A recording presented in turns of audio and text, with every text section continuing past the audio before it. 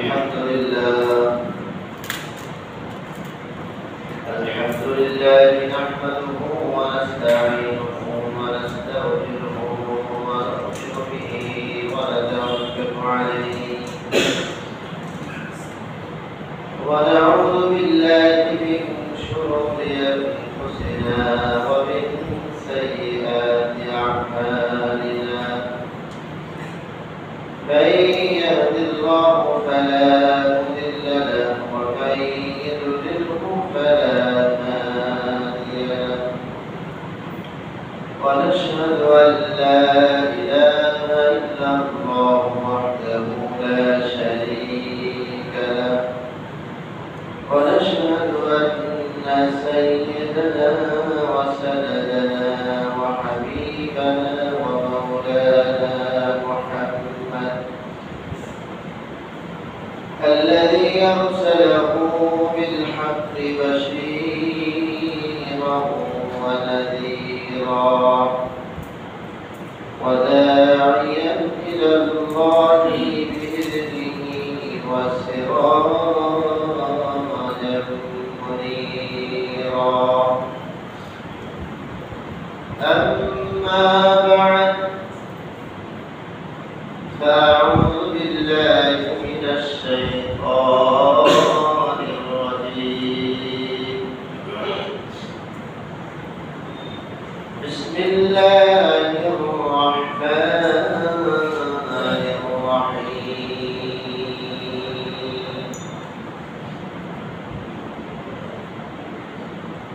يا أيها الذين آمنوا إذا نودي للصلاة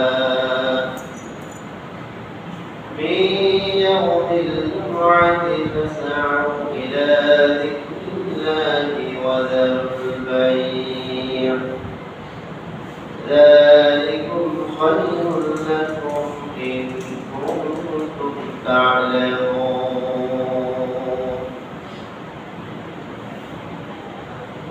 وقال تعالى إن النفس لأمارة بالسوء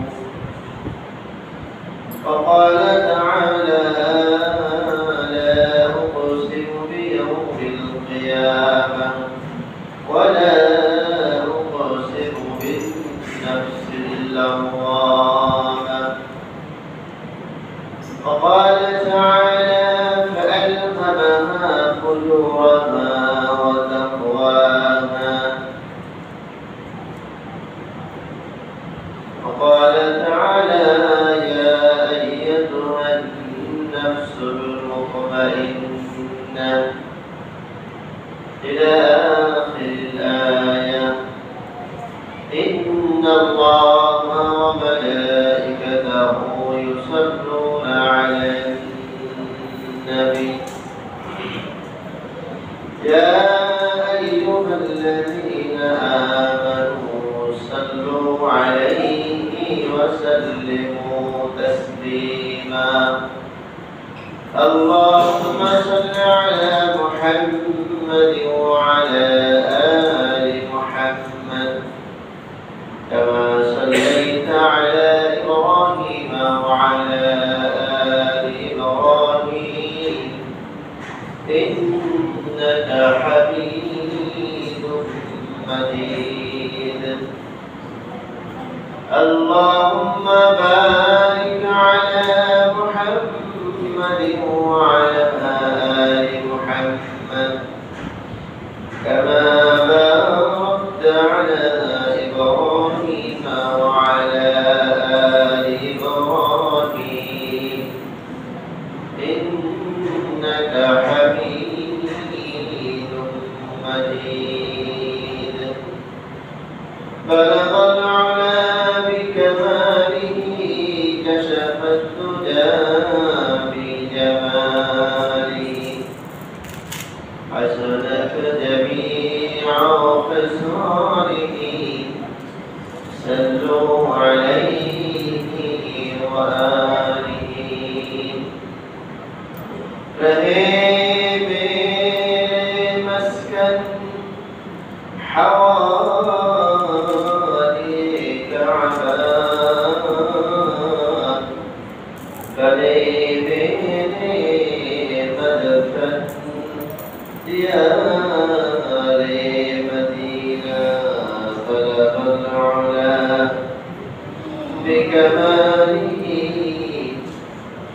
كشف الدجى بجماله حسنت جميع خصاله صلوا عليه وآله سبحانك لا علم لنا إلا ما علمتنا إنك أنت العليم الحكيم الحمد لله আল্লাহ সুবহানাহু ওয়া তাআলার দরবারে শুকরিয়া আদায় করি যে মহান রব্বুল ইজ্জত ওয়াল জালাল পবিত্র মুহররম মাসের শেষ প্রান্তে শেষ জুমার নামাজ পড়ার জন্য বিভিন্ন ঘর বিভিন্ন এলাকা বিভিন্ন মসজিদ থেকে আলাদা হয়ে আল্লাহ সুবহানাহু ওয়া তাআলার সবচেয়ে প্রিয় সবচেয়ে মাহবুব জায়গার মধ্যে আমাদেরকে আসার তৌফিক দান করেছেন। এই জন্য প্রত্যেকে জবান করে বলি আলহামদুলিল্লাহ। গত জুমা থেকে আজ জুমা পর্যন্ত লম্বা হায়াত আল্লাহ তাআলা দান করেছেন। হায়াতের মধ্যে সুস্থতা নিয়ামত দান করেছেন। সুস্থতা বড় নিয়ামত। অসুস্থতা হলে সুস্থতার কদর বোঝা যায়। এই জন্য আল্লাহ তাআলা আমাদের আকল মস্তিষ্ক ঠিক রেখে সুস্থ সবল রেখেছেন, পা হেঁটে চলার মতো ক্ষমতা আল্লাহ তাআলা দিয়েছেন। সেই মহান স্রষ্টা ইলাহির দরবারে বলি আলহামদুলিল্লাহ। দুরূদ ও সালাম পেশ করি মানবতার দেশারি সাইয়্যিদুল কওমাইন আমার আপনার সকলের প্রাণ প্রিয় মানুষ আল্লাহ তাআলার প্যারা দোস্ত জনাবে মুহাম্মদ রাসূলুল্লাহ সাল্লাল্লাহু আলাইহি ওয়াসাল্লাম। সম্মানিত হাজিরিন, আজকে জুমার দিন জুমার নামাজ পড়ার জন্য বিভিন্ন ঘর থেকে বিভিন্ন মহল এলাকা থেকে আমরা আসছি। আল্লাহ তাআলা আমাদেরকে এনেছেন। আসলে জুমার তো অনেক কদর অনেক দাম, কিন্তু আমরা জুমাকে অনেক সময় ছুটির দিন হিসাবে গুরুত্বহীন হিসাবে বাসায় শুয়ে থাকি। আজান হলে কিছুক্ষণ পর উঠে আস্তে আস্তে নামাজে আসি, এসে দেখি খুতবা শুরু হয়ে গেছে অথবা খুতবা শেষ হয়ে গেছে, জামাত দাঁড়িয়ে গেছে। এটা না, আল্লাহ জুমা এত গুরুত্ব। হযরত সাহাবা কেরাম রাদিয়াল্লাহু তাআলা আনহুম আজমাইন বৃহস্পতিবার থেকে প্রস্তুতি গ্রহণ করতেন, আমি আগামীকাল জুমার নামাজ পড়ব। মুসলিম শরীফের হাদিসের মধ্যে আসছে, জুমার দিন যদি কোনো ব্যক্তি খুব তাড়াতাড়ি গোসল করে, ভালো কাপড় পরে, পা হেঁটে হেঁটে মসজিদে আসে, এসে মিম্বারের কাছে বসে, ইমাম সাহেব যখন কথা বলবে কথাগুলো খুব মনোযোগ দিয়ে ধ্যানের সাথে শুনবে। এভাবে পুরা নামাজ শেষ করবে, খুতবা শুনবে, জামাত শেষ হয়ে যখন সে বাড়ি ফিরে যাবে, রাসূল আকরাম সাল্লাল্লাহু আলাইহি ওয়াসাল্লাম বলেন, ওই ব্যক্তির আমলনামায় 1 বছর নফল নামাজ পড়লে, 1 বছর নফল রোজা রাখলে যে সওয়াব হতো সমপরিমাণ সওয়াব আল্লাহ তাআলা দিবেন। সুবহানাল্লাহ। কাজ কম, আমল অনেক বেশি। একটু তাড়াতাড়ি গোসল সেরে ভালো একটা জামা পরে পা হেঁটে হেঁটে মসজিদে আসা, কোনো যানবাহন ব্যবহার না করা, প্রত্যেকটা কদমে কদমে আল্লাহ তাআলা গুনাহ মাফ করে দেন। প্রত্যেকটা কদমে কদমে আল্লাহ তাআলা দেখি না। এজন্য আমরা ইনশাআল্লাহ আগামী জুমা থেকে খুব তাড়াতাড়ি গোসল করে ভালো কাপড় পরিধান করে রাস্তার এক সাইড দিয়ে পা হেঁটে হেঁটে মসজিদে আসবো। এসে কারোর সঙ্গে কোনো কথা না, আমি মসজিদে প্রবেশ করে ইমামের কাছে কাছে মিম্বারের কাছে কাছে বসে যাব। যখনই যে কথা হোক এই কথা আমার জন্য উপকারী কথা, আমি খুব মনোযোগের সাথে ধ্যানের সাথে কথাগুলো শুনবো। পাশে কেউ কথা বলছে আমি তাকে নিষেধ করবো না, আমার জামাত স্থিতি আমি খেলা করবো না। তাহলে হয়তো কাজ হবে। যখন খুতবা হবে দুইটা খুতবা খুব মনোযোগের সাথে শ্রবণ করা, জামাত শেষ করে পরবর্তী আমল সেরে বাসায় যখনই ফিরে যাব, 1 বছর নফল রোজা আমার পক্ষে আপনার পক্ষে সম্ভব না। 1 বছর নফল নামাজ আমার পক্ষে আপনার পক্ষে সম্ভব না, কিন্তু আল্লাহ তাআলা সমপরিমাণ সব আমাকে আপনাকে দিয়ে দেবেন। এজন্য আমল কিন্তু সহজ, আমল সহজ, যাতে অনেক বড়, প্রতিদান অনেক বড়। এজন্য আমলের মধ্যে শরীক হওয়া, অল্পদিন হায়াত, দুনিয়ার মধ্যে হায়াত, সিদ্ধ হায়াত। অসুস্থ হলে মনে হয় যেন আর ফিরবো না, আর বাঁচবো না, এমন মনে হয়। কিন্তু আল্লাহ তাআলা মেহেরবানি করে হায়াত ফেরায় রাখেন আমল করার জন্য। এই জন্য নিজের মর্যাদা নিজে বোঝা, নিজের সম্মান বোধ নিজে দেওয়ার চেষ্টা করা। আল্লাহ তাআলা আমাদের অনেক সম্মান করেছেন, অনেক মর্যাদা দিয়েছেন, এই মর্যাদাকে ভুলে রাখা। কত মর্যাদা! আল্লাহ তাআলার প্রিয় নবী হযরত মুসা আলাইহিস সালাম, আল্লাহ তাআলার সঙ্গে গভীর সম্পর্ক ছিল, অনেক সম্পর্ক, অনেক মজার কথা হতো আল্লাহ তাআলার সঙ্গে, খুব কথা বলতেন। এজন্য নাম হলো কালিমুল্লাহ। তো পয়গম্বর মুসা আলাইহিস সালাম আল্লাহ তাআলার কাছে বলছেন, বলেন রব্বুল আলামিন, জমিনের মধ্যে আমি এবং আমার উম্মত ছাড়া আর কোনো মানুষ কি শ্রেষ্ঠ আছে? ভালো কোনো মর্যাদাপূর্ণ উম্মত কি আছে? আল্লাহ রাব্বুল আলামিন মুসা আলাইহিস সালামকে ডাকলেন, ও মুসা শোনো, তুমি আমার নবী মুসা, আমার খাস বান্দা, তোমার উম্মতের যে আমার একটা উম্মত, এমন একটা দল উম্মত আসবে যারা তোমার থেকে অনেক পরে দুনিয়ার মধ্যে আসবে, কিন্তু তাদের মর্যাদা অনেক বেশি, অনেক বেশি। হযরত মুসা আলাইহিস সালাম যখন আল্লাহ তাআলার কাছ থেকে শুনলেন এরা আমার চেয়ে অনেক ভালো উম্মত, মর্যাদাবান, সম্মানী উম্মত পৃথিবীতে আসবে, মুসা আলাইহিস সালাম আল্লাহ তাআলাকে বললেন, মালিক, সেই উম্মতগুলো আমাকে দাও, আমি শ্রেষ্ঠ উম্মতের শ্রেষ্ঠ নবী হয়ে যাব। আল্লাহ তাআলা বললেন, না, উম্মত নির্ধারণ করা হয়ে গেছে, নবীও নির্ধারণ করা। তারা দামি নবীর উম্মত, দামি উম্মত হিসাবে দুনিয়ায় থাকবে, এটা ফয়সালা করা। মুসা আলাইহিস সালাম আল্লাহ তাআলার কাছে বলেন, রব্বুল আলামিন, আমার মনের কল্পনা, আমার চাহিদা হলো আপনাকে দেখা, আমি আপনাকে দেখতে চাই। আল্লাহ তাআলা বলেন, লাম তারানি, সম্ভব না, দেখতে পাবা না। অনেক চেষ্টা করেছেন, অনেক লম্বা কথা ওদিকে। মুসা আলাইহিস সালাম বলেন, রব্বুল আলামিন, আমার পরে যে উম্মত শ্রেষ্ঠ নবীর উম্মত আসবে তাদের সঙ্গে আমার একটু সাক্ষাৎ করায় দেন, আমি তাদের একটু সাক্ষাৎ পেয়ে ধন্য হব, তাদের সঙ্গে আমার কথা বলতে হবে। আল্লাহ রাব্বুল আলামিন বলেন, মুসা, সম্ভব নয়, তোমার মৃত্যুর কয়েক হাজার বছর পর তারা দুনিয়ার মধ্যে আসবে, তাদের সঙ্গে তোমার দেখা করানো সম্ভব নয়। তবে তোমার উম্মতের যে তাদের মর্যাদা অনেক বেশি। মুসা আলাইহিস সালাম দেশের বান্দা,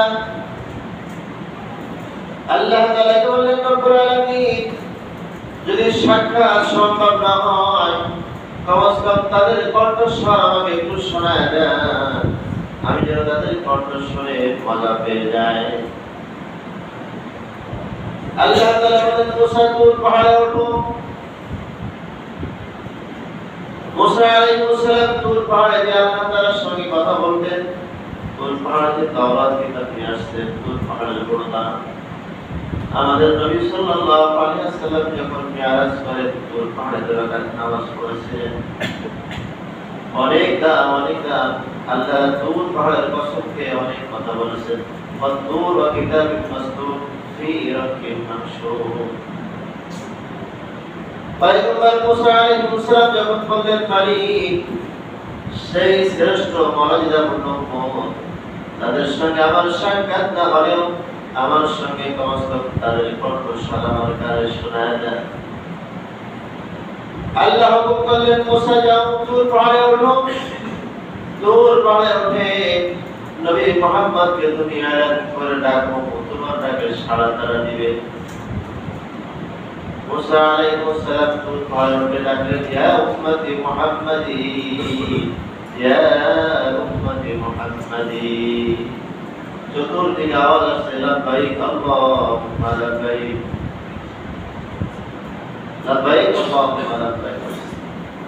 পয়গম্বর মুসা আরো পরিষ্কার হয়ে গেল, এত মধুর কণ্ঠস্বর একই সাথে আওয়াজ আসলো। কে আওয়াজ করলো? এত সুন্দর মজার আওয়াজ, একই সাথে একই ধারে, আগ মিস করে না, সবার কণ্ঠ একই সাথে শেষ হয়, সবার কণ্ঠ একই সাথে শুরু হয়। এমন মর্যাদার আওয়াজ পৃথিবীতে কোনোদিন আমি শুনতে পাই না, আজকে শুনলাম, মন ভরে না। আল্লাহ তাআলা বলেন, মুসা আমার এই শ্রেষ্ঠ নবীর উম্মত, তাদের জবানের আওয়াজ, এরা উম্মতে মুহাম্মদের আওয়াজ। তারা যখন হজের সফরে চলে যাবে, হজের সফরে যে একই সাথে একই বাক্যে তারা লাব্বাইক করে আওয়াজ ডাকবে, হাজির হয়ে যাবে। এই লাব্বাইক ধরে তোমাকে একটা আওয়াজ শোনালাম, তুমি পাগল হয়ে গেলে। তবে মুসা শোনো, আমার উম্মতে মুহাম্মদের দিকে যারা বাঁকা চোখে তাকাবে তাদের ঘাড় ভেঙে দেব। আমার উম্মতে মুহাম্মদকে যারা কষ্ট দিবে তাদেরকে আমি নিশ্চিহ্ন করে দেব। আমার উম্মতে মুহাম্মদকে যারা লাঞ্ছনা দিবে, কষ্ট দিবে, তাদেরকে আমি শেষ করে দেব। এখন প্রশ্ন হলো, পৃথিবীতে নবী মুহাম্মদের উম্মত কত নির্যাতিত হচ্ছে, কত মার খাচ্ছে, আল্লাহ তাআলা তো কোনো আযাব দেয় না। তাফসীরের মধ্যে আসছে আল্লাহ তাআলা এই আযাবের কথা হলো আখিরাতে। দুনিয়ার মধ্যে যারা উম্মতে মুহাম্মদকে কষ্ট দিবে, গালিগালাজ করবে, চোখ রাঙাবে, তাদেরকে যারা খারাপ ভাষায় কথা বলবে, আল্লাহ তাআলা তাদেরকে কঠিন সাজা দেবে আখিরাতের মধ্যে। এই যে মুসলমান হাজিরিন, আমরা অনেক মর্যাদাবান উম্মত, আমাদের অনেক দাম, অনেক দাম, অনেক মর্যাদা আমাদের আল্লাহ তাআলা দিয়েছেন। এই মর্যাদা ধরে রাখতে হবে। ঈমান দিয়ে যদি মারা যায়, আমাদের মর্যাদা সবচেয়ে বেশি। মুসা আলাইহিস সালাম জালিল কদর একজন নবী, সেও চেয়েছিল আমাদের নবী হওয়ার জন্য, কিন্তু না, আল্লাহ তাআলা বলেন, আমার শেষ জামানার উম্মত নির্ধারণ করা, আমার শেষ জামানার নবীও নির্ধারণ করা, সব মর্যাদাপূর্ণ, সব সম্মানিত নবী, সবাই সম্মানিত উম্মত। আমাদের মর্যাদা আল্লাহ তাআলা দিয়েছেন। অল্প সময় হায়াত, তাদের হায়াত পৃথিবীতে অনেক ছিল, লম্বা লম্বা হায়াত, 300 বছর, 400 বছর তাদের হায়াত ছিল পৃথিবীতে। আমাদের হায়াত তো কম, কিন্তু আমাদের কম হায়াতের মধ্যে আমল যদি হয়, তা অনেক বেড়ে যাবে। এই জন্য আল্লাহ তাআলা বলে, উম্মতে মুহাম্মদকে আমি দাবি করেছি, তারা অল্প আমল করবে, আমি তাদের মর্যাদা অনেক বাড়িয়ে দেব। এই জন্য দিলকে সাফ করা, নফসকে ভালো করা, নিজের নফসকে যেন কলুষিত না হয়, গুনাহের মধ্যে জর্জরিত না হয়। আল্লাহ তাআলা বলেন, ইন্নান নাফসা লাম্মারাতুম বিসসূ। এমন না যে নফস মানুষকে খারাপ কাজের দিকে ডাকে। দুনিয়ার মধ্যে বহুত ভালো মানুষ আছে, অনেক খারাপ মানুষ আছে। খারাপ মানুষ খারাপ কাজ করতেই চায়, করতেই আছে। যারা পাপাচার, যারা গুনাহগার, গুনাহ করে যাচ্ছে, গুনাহ করে যাচ্ছে, গুনাহ থেকে ফিরছে না। গুনাহ হবে, কিন্তু গুনাহ থেকে ফিরে আসতে হবে, ইস্তেগফার করতে হবে। গত জমা ইস্তেগফারের এক আজীব ঘটনা শোনাইছিলাম। এজন্য ইস্তেগফার করা। গুনাহ হচ্ছে পৃথিবীতে আমি চলতে ফিরতে গুনাহ হয়, আপনিও চলতে ফিরতে গুনাহ হয়, বাকি ইস্তেগফার করা। ইস্তেগফার সবসময় জন্য করা। এই জন্য আমাদের নফস ভালো কাজের দিকে সবসময় যেতে চায় না। নফস শুধু চায় খারাপ কাজ করতে, কারণ সাময়িক মজা পায়, এর সাজা যে বড় কঠিন, সাজা ভুলে যায়। এই জন্য নফস 7 প্রকার। আমরা তো জানি যে নফস 3 প্রকার। হাদিসের ব্যাখ্যার মধ্যে আল্লাহ তাআলার ফয়সালা অনুযায়ী নফস হলো 7 প্রকার। এক প্রকার নফস হলো নফসে আম্মারা। নফসে আম্মারা বলা হয় যে নফস মানুষকে গুনাহের আদেশ করে। ইন্নান নাফসা লাআমারাতুন বিসু, নিশ্চয়ই যে নফস মানুষকে খারাপ কাজের দিকে আদেশ করে, এই নফসকে বলা হয় নফসে আম্মারা। এই নফস থেকে ফিরে থাকা। দ্বিতীয় নম্বর নফস হলো নফসে লাওয়ামা। লা উকসিমু বিয়াউমিল কিয়ামা ওয়া লা উকসিমু বিন-নাফসিল লাওয়ামা। লাওয়ামা বলা হয় যে নফস মানুষকে তিরস্কার করে। এটা মুমিন বান্দা হতে পারে, বেঈমান হতে পারে। মানুষ যখন জাহান্নামে হবে তখন নিজেকে সে তিরস্কার করবে, পৃথিবীতে অল্প দিন হায়াতে ছিলে, কেন খারাপ কাজ করেছো, কেন খারাপ কাজের দিকে দৌড়াইছো, এই বলে সে নিজেকে তিরস্কার করতে থাকবে। এই জন্য নফসে লাওয়ামা ভালো না, নফসে আম্মারাও ভালো না। 3 নম্বর নফসে মুলহিমা। নফসে মুলহিমা বলা হয় যে নফস ভালো কাজের প্রতি আদেশ করে। ফাআলহামাহা ফুজুরাহা ওয়া তাকওয়াহা। এই নফস মানুষকে ভালো কাজ করতে আদেশ করে, উদ্বুদ্ধ করে। এই নফসকে বলা হয় নফসে মুলহিমা। এই নফসের সঙ্গে আমাদের সকলের সম্পর্ক। আমার নফস হয়তো খারাপের দিকে নিয়ে যাচ্ছে, আপনার নফস হয়তো ভালো কাজের দিকে নিচ্ছে। অনেকের নফস কিছু সময় ভালো, কিছু সময় খারাপ, দোটানার মধ্যে থাকে। আবার অনেকের নফস ভালো কাজের আদেশ করে, খারাপ দিকে ফিরে থাকে। এই জন্য নফস আমাদের সংশোধন করা, নফসকে আল্লাহ তাআলার দিকে ধরে রাখা। এই জন্য কিছু সময় গুনাহ হয়ে যায়, গুনাহ হয়ে গেলেও ফিরে আসা, গুনাহ থেকে বিরত থাকা আর ইস্তিগফার করা। রাসূলের জামানায় এক নওজোয়ান সাহাবী, যুবক সাহাবী জিনা করেছে। তো আখিরাত ভালো করার জন্য, আখিরাতে যেন ধরা না খায়, আখিরাত যেন সুন্দর হয়, এসে খলিফাতুল মুসলিমিন আমিরুল মুমিনিন বলেছেন যে আমি জিনা করেছি, আমার দ্বারা গুনাহের কাজ হয়ে গেছে, আপনি সাজা দিয়ে দেন। ডান পাশে এসে বলেছেন, রাসূল মুখ ঘুরাইছেন, আবার সামনে এসে বলেছেন, মুখ ঘুরাইছেন, ভাবে 3 বার বলেছেন। এরপরে সাহাবাদেরকে ডেকে মাটি খনন করতে বলা হয়েছে। মাটি খনন করে তাকে সিনা পর্যন্ত মাটিতে পুঁতে রেখে পাথর নিক্ষেপ করতে আদেশ করা হয়েছে। তাকে খুব পবিত্র করো, সে পাপ কাজ করেছে, গুনাহের কাজ করেছে, দুনিয়া থেকে তার সাজা দিয়ে দাও। পাথর নিক্ষেপ করা হচ্ছে, পাথর মারতেছে। হঠাৎ একটা রক্তের টুকরা, রক্তের এক ফোঁটা এক সাহাবীর পায়ে এসে পড়ছে। সে খুব নিজেকে খারাপ করতেছে, পাপাচারের রক্ত আমার গায়ে এসে পড়লো। এই সব বলার সাথে সাথে আসমান কেঁপে গেছে। সাথে সাথে ওই কথাটা হলো নাজিল হয়েছে, কি শব্দ বলতে তুমি জবান থেকে, যাকে আখিরাত ভালো করার জন্য, যে পরকাল সুন্দর করার জন্য গুনাহের কাজ করেছে নফসের কারণে, আবার কিন্তু সে গুনাহের সাজা ভয়ে রাসূলের কাছে প্রকাশ করে আখিরাত ভালো করার জন্য সে সাজা ভোগ করে যাচ্ছে, এর মধ্যে তুমি এমন কথা বলতে। এই জন্য আমাদের নফস খারাপ কাজ করতে চায়। প্রত্যেকের নফস, ইমাম হোক, আলেম হোক, মুফতি হোক, যা হোক না কেন, প্রত্যেকের নফস কম বেশি খারাপ কাজের আদেশ করে, খারাপ কাজের দিকে ধাবিত হয়, তাকে ফিরে আসা আর ইস্তেগফার করা। এই জন্য দৈনন্দিন আমাদের গুনাহ হয়, দৈনন্দিন আমাদের খারাপ কাজ হয়। এই জন্য হলো ইস্তেগফার করবা। আর এই খারাপ কাজ করার জন্যই আমার ভিতরে বসা আছে নফস। আমার ভিতরে বসা নফস এই খারাপ কাজের দিকে মানুষকে নিয়ে যেতে চায়, এই জন্য একে আটকায় রাখা, ধরে রাখা। 4 নম্বর নফস বলা হয় নফসে মুতমাইন্না, প্রশান্ত নফস। সূরাতুল ফাজরের মধ্যে আল্লাহ তাআলা বলেন, ইয়া আইয়াতুহান নাফস মুতমাইন্না ইরজিই ইলা রাব্বিকি রাদিয়াতাম মারদিয়া।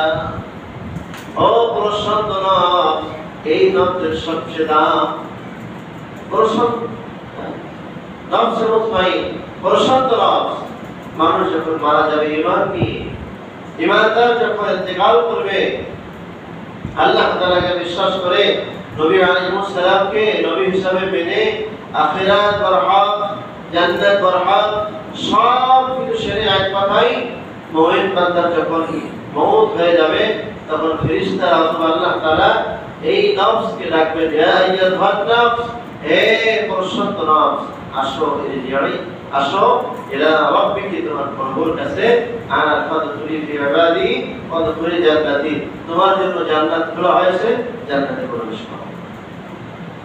এই যে এই নফস, যে নফস মুতমাইন, প্রশান্ত, গুনাহ করে না, গুনার দিকে যায় না, গুনাহ থেকে ফিরে থাকে, এই নফসকে বলা হয় নফসে মুতমাইন।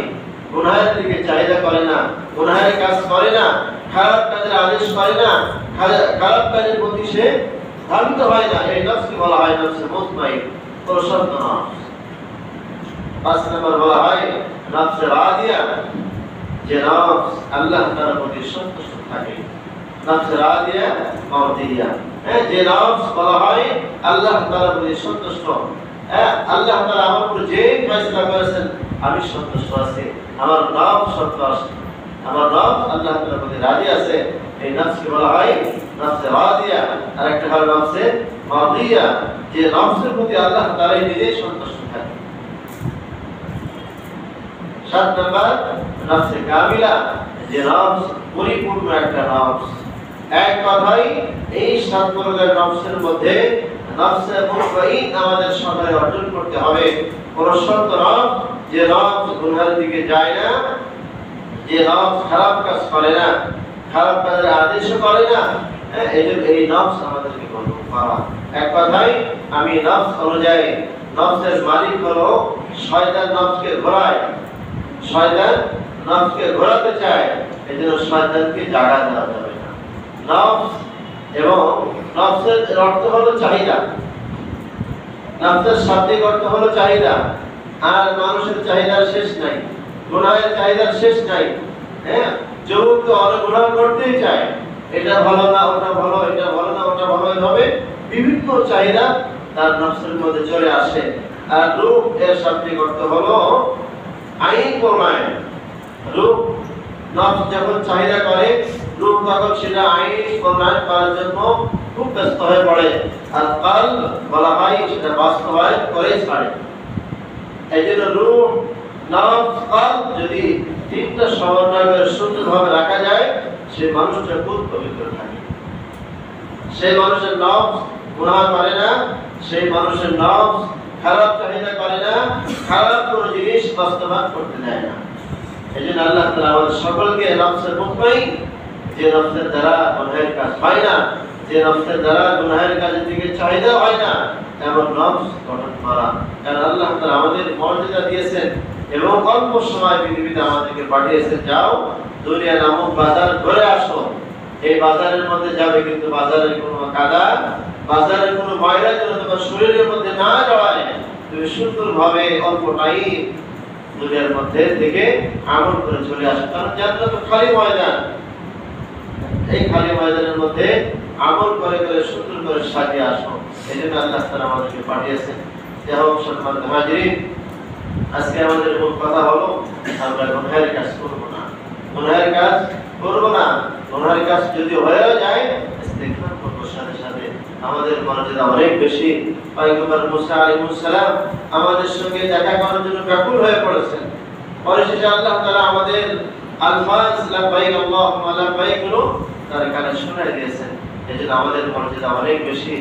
আল্লাহ তাআলা কিয়ামতের মাঠে কোনো উম্মতকে জান্নাতের ফয়সালা করবেন না আমাদের আগে। নবীদের পরে উম্মতের মধ্যে সর্বশ্রেষ্ঠ উম্মত আমরা আগে জান্নাতে প্রবেশ করব, এরপরে অন্যান্য নবীর উম্মত প্রবেশ করবে। এই জন্য আমাদের মর্যাদা অনেক বেশি। আল্লাহ তাআলা আমাদের সকলকে আল্লাহর হুকুম এবং নবী আলাইহিস সালামের তরিকা মোতাবেক চলার তৌফিক দান করেন। আমরা যারা সুন্নাত পড়তে পারি না সুন্নাত পড়ি।